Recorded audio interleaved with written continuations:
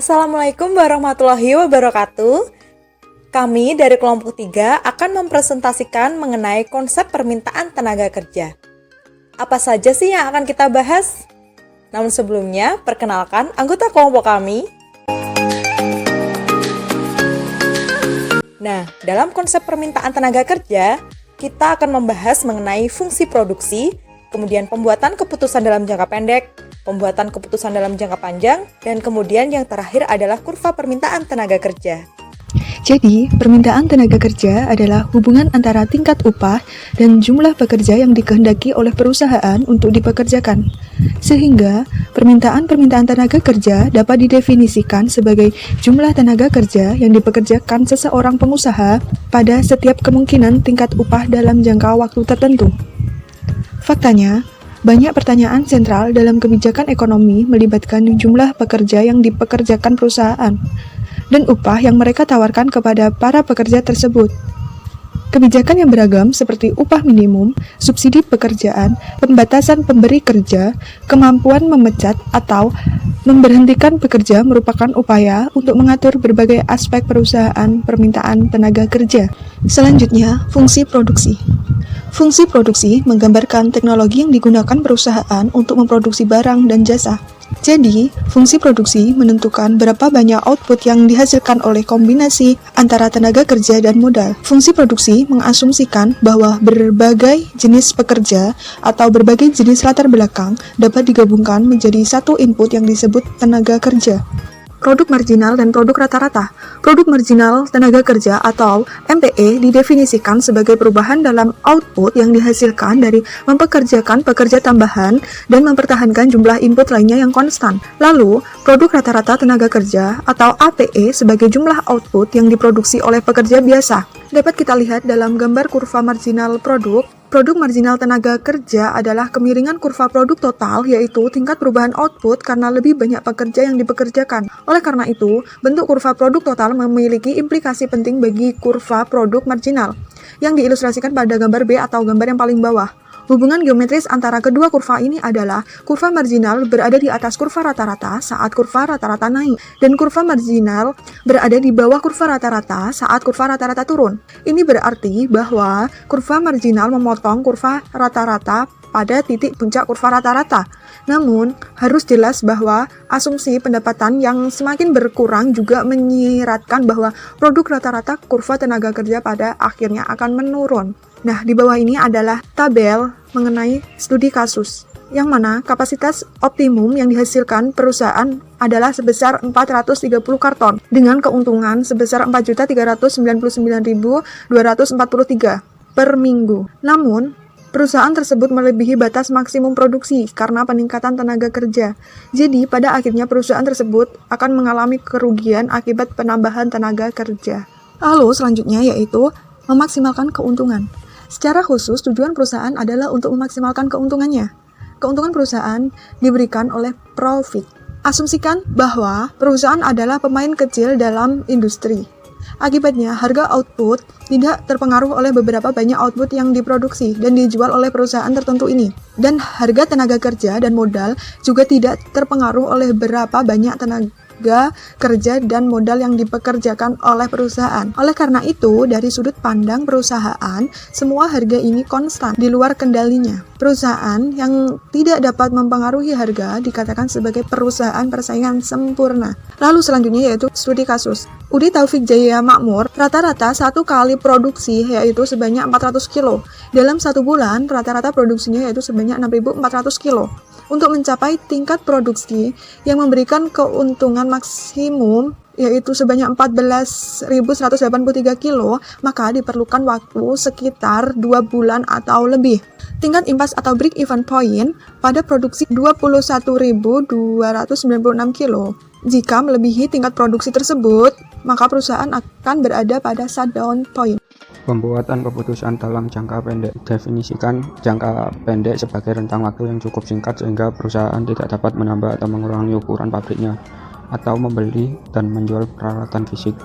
Dalam kurva tersebut dapat kita ketahui bahwa jumlah pekerja yang dikerjakan tergantung upah. Posisi kurva permintaan tenaga kerja bergantung pada harga output. karena nilai produk marginal diberikan oleh produk harga output dan produk marginal. Maka kurva permintaan jangka pendek bergeser jika output menjadi lebih mahal. Studi kasus dampak perubahan upah terhadap output dan kesempatan kerja industri manufaktur di Jawa Tengah. Industri gula tebu dan gula kelapa perubahan outputnya sebesar 342.114,94 juta rupiah. Industri tekstil perubahan outputnya sebesar 297.529,56 juta rupiah. Industri penggilingan minyak sebesar 286.843,10 juta rupiah. Dengan meningkatnya output ini selain karena perubahan upah juga karena perubahan tenaga kerja. Berapa banyak pekerja yang harus pekerjakan perusahaan?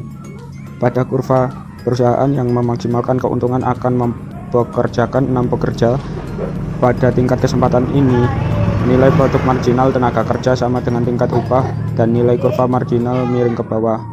Kurva juga menunjukkan bahwa upah juga akan sama dengan nilai produk marginal jika perusahaan hanya mempekerjakan satu pekerja. Namun, pada titik tersebut, nilai kurva produk marginal miring ke atas. Kurva permintaan tenaga kerja jangka pendek untuk perusahaan. Kurva permintaan ini memberitahu kita apa yang terjadi pada pekerjaan perusahaan saat upah berubah dengan modal tetap atau konstan. Pergeseran kurva permintaan tenaga kerja akibat adanya peningkatan permintaan barang atau output. Bila anggapan awal kita bahwa teknologi yang ada dan kondisi di mana modal dan tenaga kerja yang tersedia tetap konstan. Tapi karena adanya perubahan permintaan produk ini akan meningkatkan jumlah tenaga kerja yang diinginkan pada berbagai tingkat upah yang mungkin berlaku.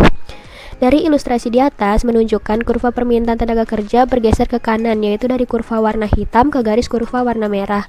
Yang artinya dengan adanya peningkatan permintaan barang mendorong peningkatan jumlah tenaga kerja. Studi kasus, jumlah tenaga kerja pada industri kecil dan menengah di Kabupaten Gresik dari tahun 2014 sampai 2016 mengalami peningkatan setiap tahunnya.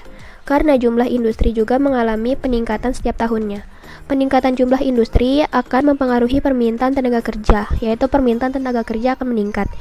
Variabel jumlah industri, nilai investasi, dan nilai produksi memiliki pengaruh positif signifikan.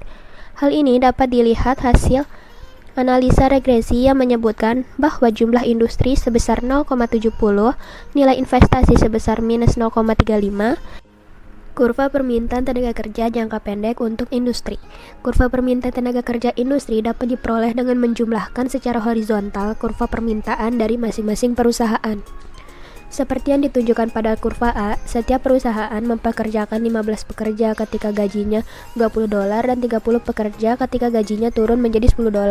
Jumlah dari kedua kurva permintaan ini diilustrasikan pada kurva B oleh garis DD. Akan tetapi, tidak mungkin bagi setiap perusahaan dalam industri untuk memperluas lapangan kerja tanpa menurunkan harga output. Akibatnya, kurva permintaan untuk setiap perusahaan bergeser sedikit ke belakang, sehingga pada upah yang lebih rendah $10, setiap perusahaan hanya mempekerjakan 28 pekerja. Oleh karena itu, industri ini mempekerjakan 56 pekerja dengan upah lebih rendah. Kurva permintaan tenaga kerja industri yang benar kemudian diberikan oleh TT. Interpretasi alternatif dari kondisi produktivitas marginal. Kurva biaya marginal atau MC naik miring saat perusahaan berkembang. Biaya meningkat pada tingkat yang meningkat untuk perusahaan kompetitif. Pendapatan dari penjualan unit output tambahan diberikan oleh harga output konstan. P. Persamaan harga dan biaya marginal terjadi pada output Q. Jika perusahaan memproduksi kurang dari Q unit output, itu akan meningkatkan keuntungannya dengan memperluas produksi. Bagaimanapun juga, pendapatan dari penjualan unit output tambahan melebihi biaya produksi unit tersebut. Sebaliknya, jika perusahaan memproduksi lebih dari Q unit, perusahaan akan meningkatkan labanya dengan menyusut. Biaya marginal untuk memproduksi unit-unit ini melebihi pendapatan marginal. Kritik teori produktivitas marginal. Kritik yang umum didengar tentang teori produktivitas marginal adalah bahwa teori ini tidak banyak hubungannya dengan cara pengusaha benar-benar membuat keputusan perekrutan. Pengusaha mungkin tidak tahu bagaimana menyelesaikan persamaan matematika yang menyamakan nilai produk marginal dengan tingkat upah. Namun demikian, tekanan pasar yang kompetitif telah memaksa mereka untuk mempelajari aturan praktis yang disyaratkan oleh persamaan tersebut. Bagaimana membuat keputusan perekrutan yang memastikan bahwa mereka dapat menghasilkan uang dan bahwa bisnis mereka akan bertahan. Singkatnya, pengusaha di pasar tenaga kerja yang kompetitif harus bertindak seolah-olah mereka mengetahui dan mematuhi implikasi dari teori produktivitas marginal. Pembuatan keputusan dalam jangka panjang. Isokuan menggambarkan kemungkinan kombinasi tenaga kerja dan modal yang menghasilkan tingkat output yang sama. Oleh karena itu, isokuan mendeskripsikan fungsi produksi dengan cara yang persis sama seperti kurva indiferen yang mendeskripsikan fungsi utilitas pekerja. Gambar di atas ilustrasi isokuan yang terkait dengan fungsi produksi Q, F, E, dan K. Isokuan berlabel Q0 memberikan semua kombinasi modal tenaga kerja yang menghasilkan tepat Q0 unit output, dan isokuan berlabel Q1 memberikan semua kombinasi modal tenaga kerja yang menghasilkan unit Q1. Studi kasus. Berdasarkan hasil uji koefisien determinasi, diketahui bahwa nilai R sebesar 0,916, artinya bahwa variabel bebas modal tenaga kerja dan bahan baku mempunyai kemampuan sebesar 91,6% untuk menjelaskan pengaruhnya terhadap variabel terkait, sedangkan sisanya sebesar 8,4% dijelaskan oleh variabel lain yang tidak dimasukkan dalam penelitian. Berdasarkan hasil analisis yang telah dibahas, maka dapat diambil kesimpulan sebagai berikut. 1. Variabel modal berpengaruh secara signifikan terhadap hasil produksi pada PT Karisma Baru Indonesia. Variabel tenaga kerja berpengaruh secara signifikan terhadap hasil produksi pada PT Karisma Baru Indonesia. Yang selanjutnya, isokos. Perubahan dapat memutuskan untuk menyewa modal saja. Dalam hal ini, perusahaan dapat menyewa unit mobil CO atau R, di mana R adalah harga modal. Perhatikan bahwa garis isokos memberikan menu kombinasi tenaga kerja dan modal berbeda yang sama-sama mahal. Kedua, garis isokos yang lebih tinggi menunjukkan biaya yang lebih tinggi. Gambar di samping mengilustrasikan garis isokos yang terkait dengan pengeluaran biaya C0 dan C1, di mana C1 lebih besar dari C0. Studi kasus. Pengaruh upah terhadap penyerapan tenaga kerja di industri kecil perabot rumah tangga dari kayu adalah negatif dan tidak signifikan terhadap penyerapan tenaga kerja. Artinya, jika ada kenaikan 1% upah, akan ada penurunan sebesar 0,1124%. Tenaga kerja yang terserap pada industri kecil perabot rumah tangga dari kayu dengan asumsi faktor lainnya konstan. 2. Pengaruh modal kerja terhadap penyerapan tenaga kerja di industri kecil perabot rumah tangga dari kayu adalah positif dan signifikan. Artinya, jika ada kenaikan 1%, biaya bahan baku akan ada kenaikan sebesar 0,547% tenaga kerja yang terserap pada industri kecil perabot rumah tangga dari kayu dengan asumsi faktor lainnya konstan. Minimalisasi biaya.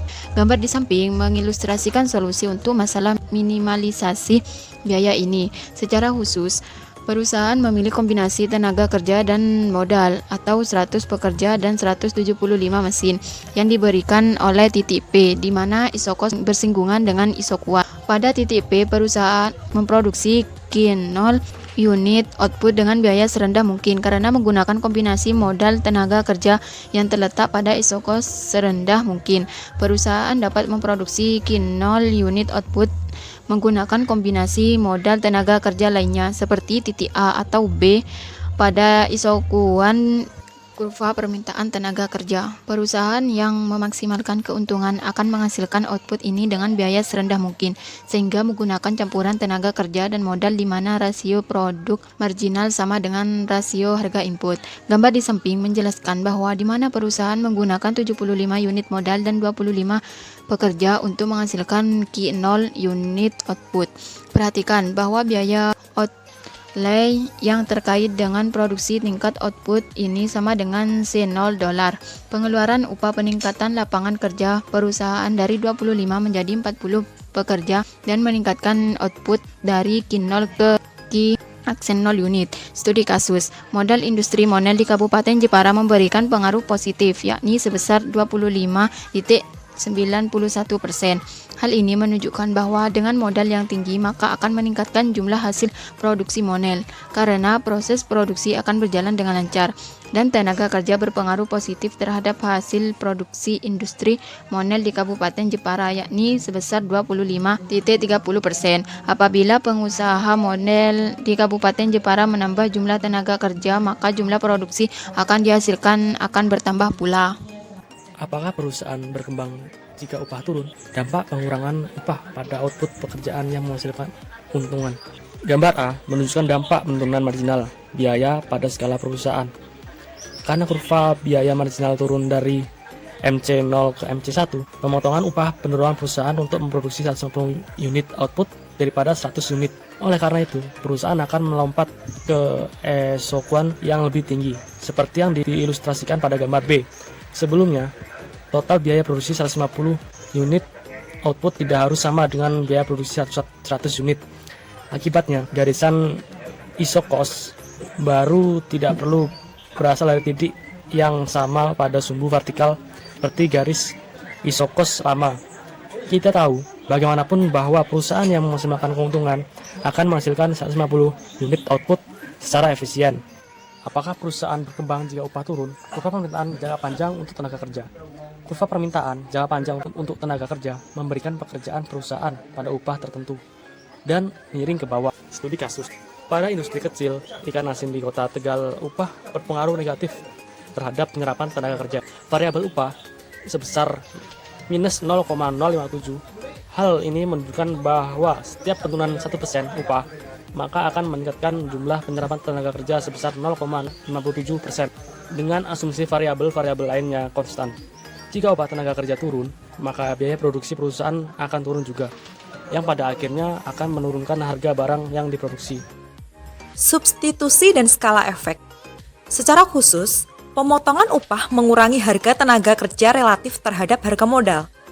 Penurunan upah mendorong perusahaan untuk menyesuaikan campuran inputnya sehingga lebih padat karya. Dengan demikian memanfaatkan tenaga kerja yang sekarang lebih murah. Selain itu, pemotongan upah mengurangi biaya produksi marginal dan mendorong perusahaan untuk melakukan ekspansi. Saat perusahaan berkembang, perusahaan ingin memperkerjakan lebih banyak pekerja. Dapat dilihat pada kurva, pada tahap pertama, perusahaan memanfaatkan harga tenaga kerja yang lebih rendah dengan memperluas produksi. Pada tahap kedua, perusahaan mengambil keuntungan dari perubahan upah dengan mengatur kembali campuran inputnya, yaitu dengan beralih dari modal ke tenaga kerja, sampai mempertahankan output yang konstan.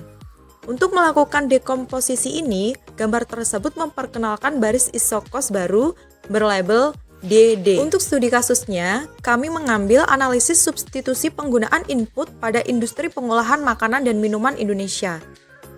Hasil analisa menunjukkan substitusi faktor produksi modal dengan tenaga kerja pada industri makanan dan minuman nasional relatif mudah atau bersifat elastis. Ini berarti bahwa untuk menggantikan barang modal seperti bahan bakar, peralatan mesin dengan tenaga kerja tidak begitu sulit pada industri pengolahan makanan dan minuman di Indonesia. Untuk selanjutnya adalah estimasi elastisitas permintaan tenaga kerja. Dalam kurva dapat dilihat, dalam jangka panjang perusahaan dapat memanfaatkan peluang ekonomi yang diakibatkan oleh perubahan upah. Akibatnya, kurva permintaan jangka panjang lebih elastis daripada kurva permintaan jangka pendek. Terlepas dari dispersi dalam perkiraan elastisitas permintaan tenaga kerja jangka pendek, terdapat beberapa konsensus bahwa elastisitas berada di antara 0,4 dan 0,5. Dengan kata lain, kenaikan upah sebesar 10% akan mengurangi lapangan kerja sekitar 4 hingga 5 poin persentase dalam jangka pendek. Bukti juga menunjukkan bahwa perkiraan elastisitas permintaan tenaga kerja jangka panjang mengelompokkan sekitar 1, sehingga kurva permintaan tenaga kerja jangka panjang memang lebih elastis daripada kurva jangka pendek. Dalam jangka panjang, 10% perubahan upah menyebabkan 10% perubahan upah. Dalam jangka panjang, 10% perubahan upah menyebabkan 10% perubahan pekerjaan. Sekitar sepertiga dari elastisitas jangka panjang dapat dikaitkan dengan efek substitusi dan sekitar 2/3 dari efek skala. Demikian presentasi dari kami, kurang lebihnya kami mohon maaf. Maaf apabila ada kesalahan kata atau ada kata yang kurang berkenan. Terima kasih banyak, sekian, wassalamualaikum warahmatullahi wabarakatuh.